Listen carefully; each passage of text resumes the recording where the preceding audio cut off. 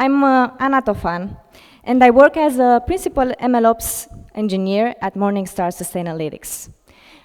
During my career, I've worn many hats, from cloud engineer to data scientist to data analyst, and finally to MLOps. What I learned from my experience is that the different perspectives of an AI product are really important, and we are going to talk about them today. I will start by saying that getting things into production, especially ML projects, needs a superhero. And you will see later why did I choose to make that analogy. First, I will talk a little bit about us, about Morningstar and what we do, Sustainalytics. I will present some use cases from our experience. I will talk about the MLOps role and its challenges. And we'll present two prediction-serving strategies that proved really helpful for our use cases. In the end, you can ask me questions.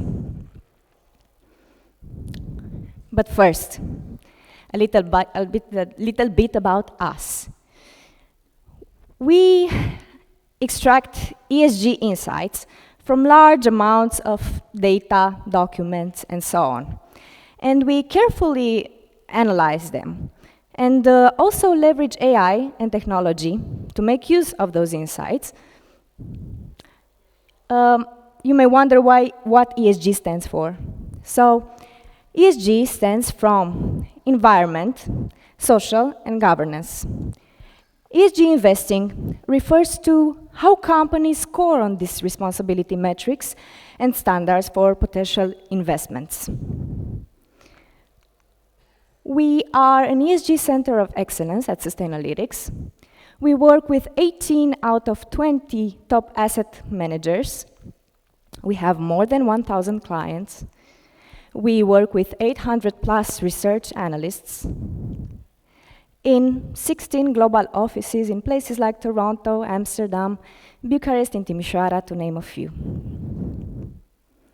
What we do? Well, as I said earlier, we help investors create ESG and corporate governance integrate corporate governance factors into their investment processes by providing data, ratings, and research. We work with asset managers, asset owners, pension funds, banks, and corporate. Our areas of expertise are ESG integration, compliance and screening, portfolio analytics, ESG stewardship services, and index services. Now, what do we do to actually empower our solutions with technology and specifically AI? First, I will talk a little bit about the flow of data in our company because it reveals the way many processes actually happen. So we gather large amounts of unstructured data from very different sources, like the internet or documents directly provided to us. And we have to extract the information from that data, extract insights, and use those insights to actually create impactful products that can be used by both our analysts as well as our clients. One use case, this one is one of my favorites. It's LLM reasoning with RAG. RAG stands from Retrieval Augmented Generator. It's actually a quite classical use case of RAG. So as I said, we have large documents with lots of text. So it would be really helpful for our analysts if if they could answer some of their questions in an automated way. So instead of reading the entire document, they can directly ask a question to our system and get an answer. How does that work? So we get those documents that are of interest for us, and we embed them using a model. Actually, we transcribe the text into numbers. And those numbers are kept in a specific place called the vector DB. Then the user can ask a question. That question is also encoded using the same embedding model used to encode the text, and it's used to look for similar paragraphs in the text. The paragraphs similar to the question are later extracted, and they create a context. And we want to use that context to augment the prompt that we send to an LLM that can reason behind the doors and come up with a specific answer that we want. Another use case, it's information extraction. Here, we also talk about large documents, and we have models that are able to see if our document meets certain criteria. Moreover, the model also returns the citation based on which the decision has been made, which is really helpful also.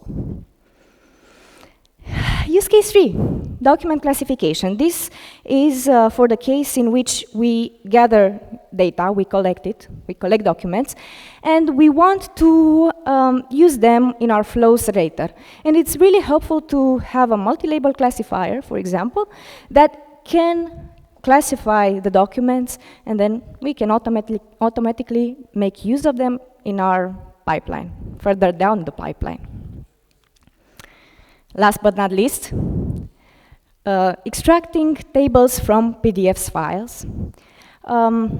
We work with many reports. Those reports contain tables, and we can use those tables in a standardized format, maybe in a relational database, so that we can do nice stuff with them later. So that's what we do. We use a model that is able to detect the pages containing tables, and we extract the tables, we standardize them, we transfer them to data frames, and later we write them to relational databases. You may wonder, okay, these are your use cases, but why do you need an MLOps for this? Well, an AI project, it's actually implies the use of many things. You see, when people think about AI, they usually think about the model, which is mainly true. The model is actually the core of a machine learning project. But beyond that, there are many, many other components that are more,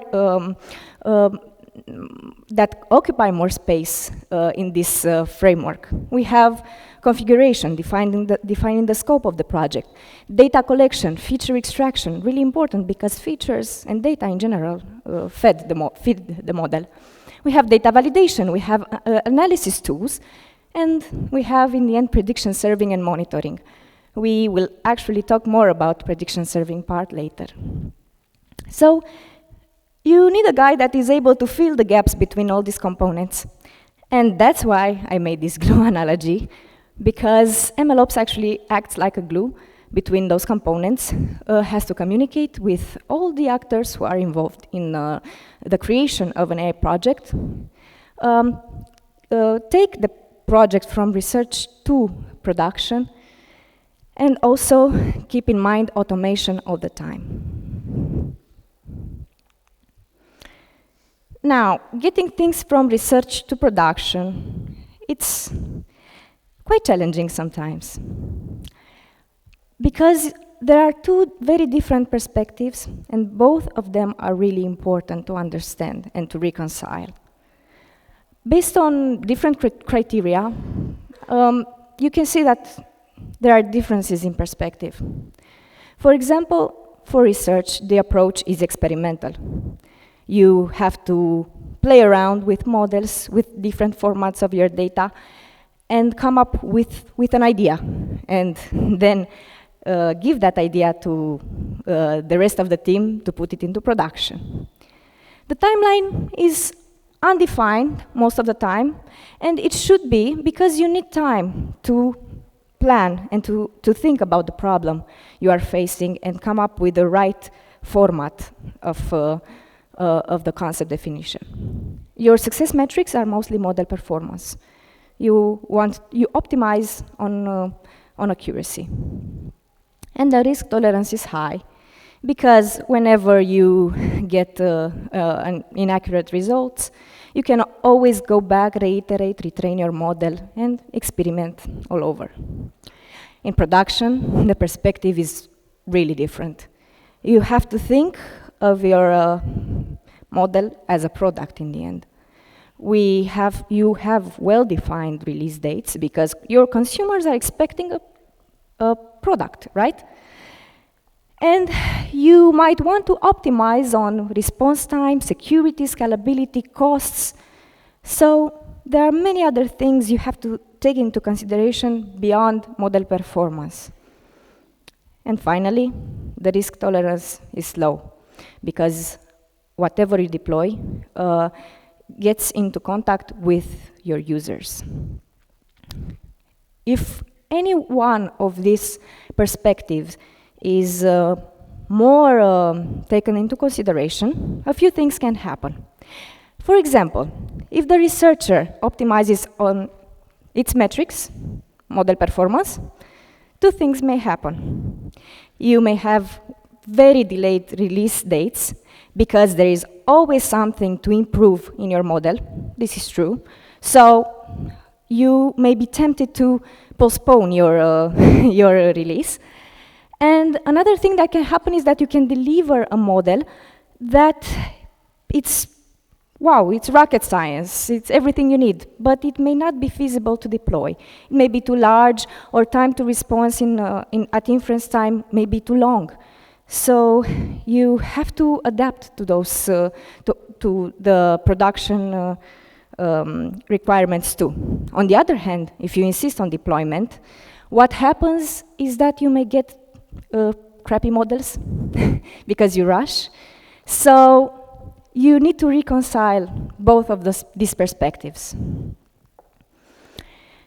But getting from research to production and filling the gaps between components and all that implies some challenges. First is tool overload. You can get easily overwhelmed by how many tools are available for data ingestion, for data collection, for data storage, for vector databases, for model serving, and even training frameworks. So let me tell you that I don't really think that anyone can know all of them at the same time. And maybe you can learn them, but by the time you did that, another technology appears.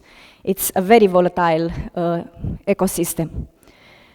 So what can you do to narrow down your options and to not be overwhelmed by complexity? First step, take into consideration the tech stack of your company. You may already have the answers there, and you may make use of them of what you already have because it can easily integrate with your product and choose it as an option.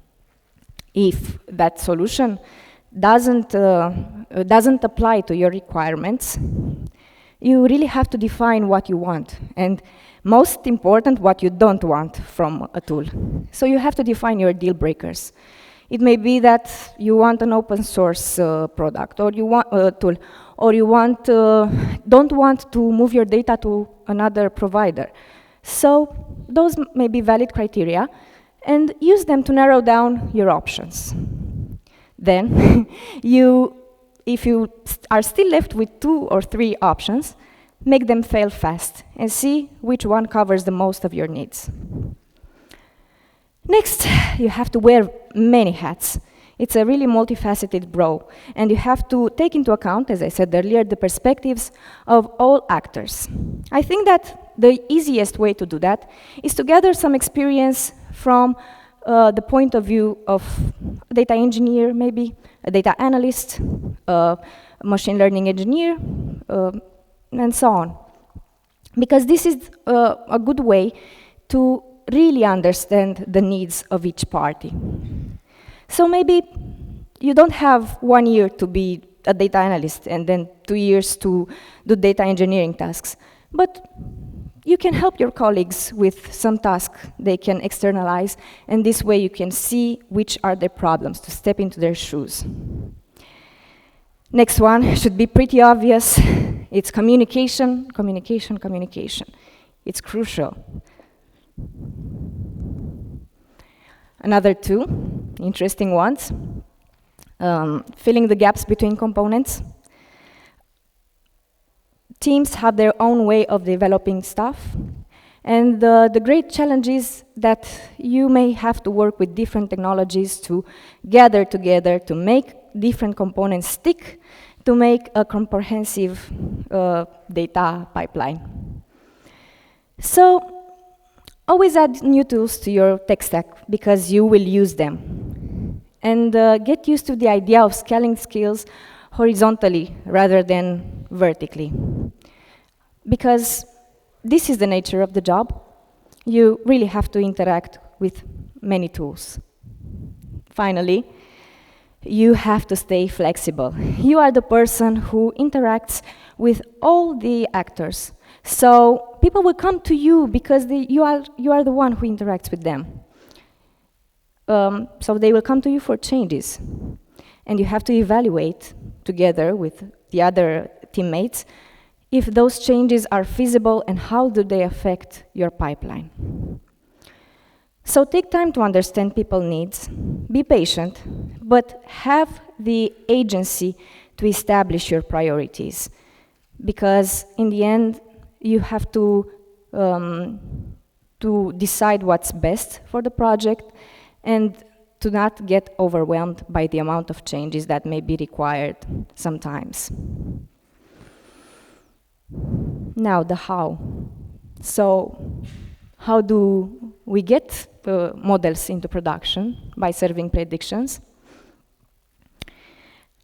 This is the most technical part. But first, let's all take a deep breath. Let's inhale and say, I will say it for you too. Scaling research proofs of concepts to production environments presents unique challenges that differ from traditional software development due to factors such as the impact of data on model performance and specialized requirements for testing and validation. That was a lot, right? What I mean by that, it's that you really have to consider the differences of an ML project in production.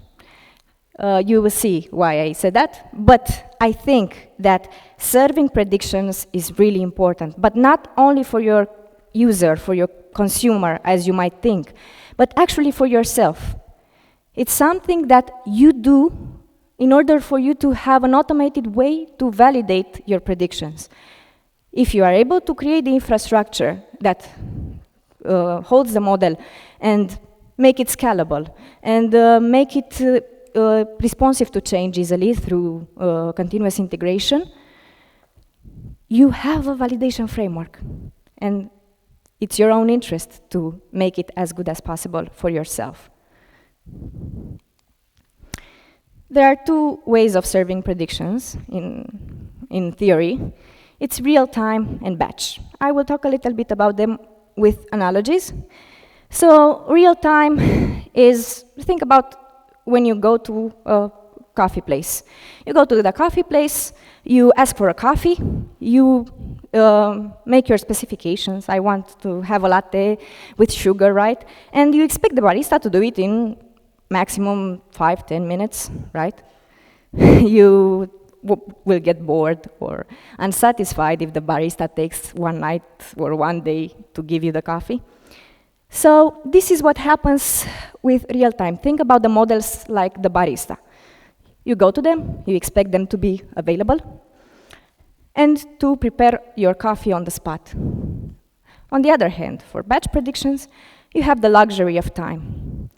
You can gather data points and process them during a long period of time, like once every night or every week, and then make use of them, write them in a database and make use of them. For this, still the coffee analogy, think about the old coffee filters that you had like 10, 20 years ago that were dropping coffee. So this is the case. You may leave it overnight, you may program it to get the coffee ready 1 hour before you wake up, and then the coffee, a full tank of coffee is ready. This is the case of batch predictions. in a strange way, this is like a paradox for me. Batch predictions interrogation may be faster than real time. Because in real time, remember, you have the barista that has to do everything for you on the spot. But here, you just take your coffee and leave, because the coffee is already ready. It is in the database. So how do we serve predictions? Well, for us, APIs came to the rescue. Hold on a second. I have to drink a bit of water.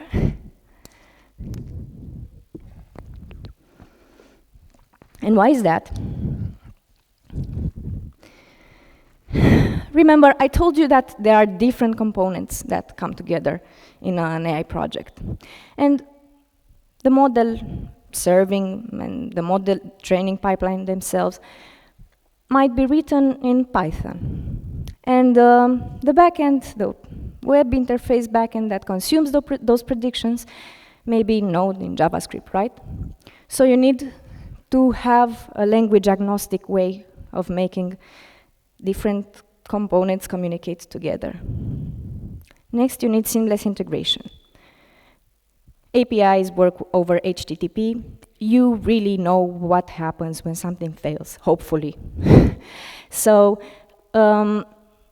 each of these components will know about the response codes, about the expected response time, and so on. So that further helps components come together. Last but not least, and to me, this is my favorite, by design, APIs force the guys who create the API and the guys who consume the API to sit at the same table and define what the output or the input should be. And this is really important because with this, you can avoid many misunderstandings down the line. So yeah, APIs. Now, first prediction strategy we had, I would say that this is the lightweight approach. It's serverless. So we have a server that comes up anytime a user makes a request. It is stateless, meaning that it doesn't persist, its characteristics don't persist over calls. And it's well suited for irregular demand. Maybe you only expect ad hoc requests for your model at the beginning, and you can make use of this kind of strategy. It is very useful for lightweight models and data, because here you have some limitations in terms of timeout and resources, and your models do not require GPU at the inference. The main disadvantage here I think about the Lambda functions, it's cold starts. So the Lambda function adds more time if it hasn't been called in a longer period of time. It's more to load. And this can create timeouts, but can be mitigated with warm-up functions. Now, how does this architecture look like? Well, we have the data that feeds the models. We train the models, periodically or not, depends on the use case. And we store the models as an artifact to a model registry. Think about a snapshot of the model. Then we have the inference code. And I would like to point out the fact that inference code can be, and most of the times should be, separated from training. And in this case, it's packaged inside a Docker container. Next, we have CI/CD pipelines. So each time change is detected in the inference code or in model registry, the pipeline itself rebuilds the Docker image. It pushes it to a registry, an image container registry, in our case ECR. And the Lambda function loads the latest ECR image, is updated actually inside the CI/CD pipeline to point towards the latest ECR image. After that, it looks pretty straightforward. The user makes a request with a token. The token is validated by the Lambda authorizer. then gets through the API gateway to the Lambda function. The Lambda function loads the latest image from ECR, writes CloudWatch logs to be used for monitoring, and returns the response to the user. Remember, this has to be made in this use case in less than 30 seconds, so you really need lightweight models and data processing. Next one, it was cluster. It is suited for both real-time and batch predictions, for more intensive tasks, for constant expectation of constant requests that can scale over time with the needs. And it's really good because it also facilitates communication between multiple components if they are on the same cluster. Looks almost the same, right? First, you have the model training, which consumes the data, writes the model to the registry, and has a fast API endpoint that is packaged inside the Docker container.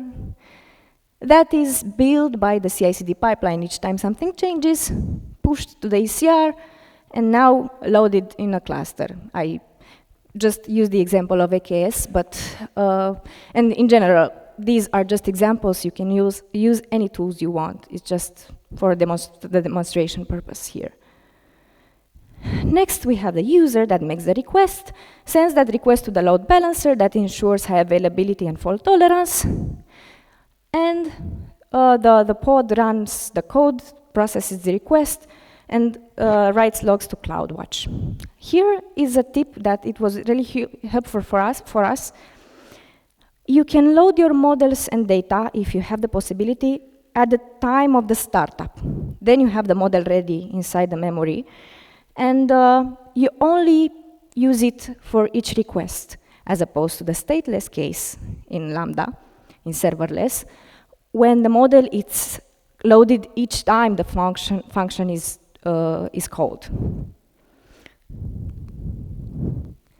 So we deployed our model, we pushed it into production, and we can relax, right? No. Turns out challenges do not end with deployment. One big challenge we often see is that people are resistant to adopt some AI project. And they are right to be so, because your project may compete with their jobs, right? Or they may not trust that your AI project gives you the best results. So how do you mitigate that? Make sure first you offer reliable solutions. Quality is the best thing you can do to mitigate this. Then make AI projects explainable, traceable. Be able to come up with an answer why your model came up with an answer. And also, if you can, involve consumers in the process of model validation and use their feedback to retrain your models. Next one is output validation. So you want to make sure that your predictions are valid. And it is tied to this. In case your consumer is also the domain specialist you collaborate with, the job gets easier. So ask them to help you validate predictions and agree on a validation methodology. It's important. Maybe have some clear timelines, maybe catch up with them once in a while to see incrementally what they discovered and agree on what you are looking at, and also update the data pipeline and retrain the model accordingly. Next, constant monitoring. You want to adapt to change. I think that's the main point I want to share. And data reflects our world and our behavior, and data fits the model. And data can change because our behavior changes. And this can cause problems in model performance. But if you are proactive and you monitor for both changes in data and in model performance, you might just be able to catch the drift right before it affects your customer. And this will give you many points. So it's very good if you can retrain your model or be proactive with changes in data.